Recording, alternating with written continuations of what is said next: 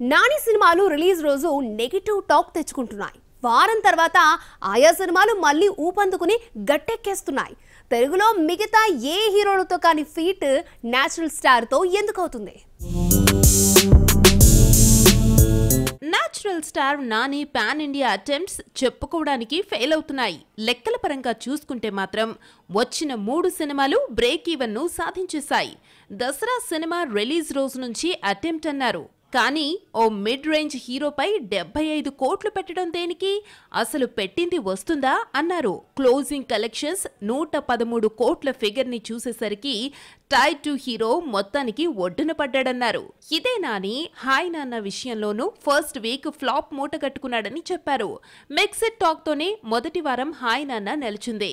65 కోట్ల బడ్జెట్ తో ఓ emotional love story చేయడమేంటి అని అందరూ నానిని క్వశ్చన్ చేశారు.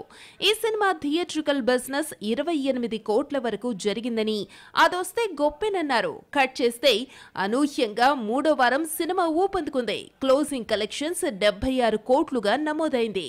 తాజాగా సరిపోదా శనివారం ఇలాంటి నెగటివ్ టాక్ నే తెచ్చుకుంది.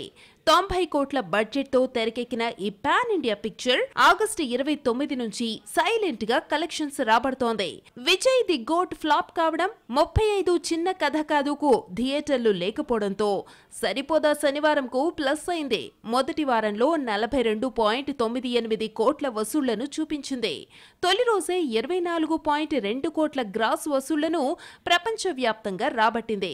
ఈ చిత్రానికి 44.5 కోట్ల థియేట్రికల్ బిజినెస్ జరిగింది.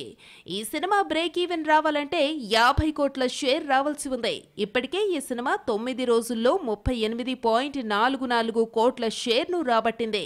బ్రేక్ ఈవెన్ కి కావలసిన మరో 6 కోట్లు శనివారం ఆదివారం షోలతో కలెక్ట్ చేయబోతోంది.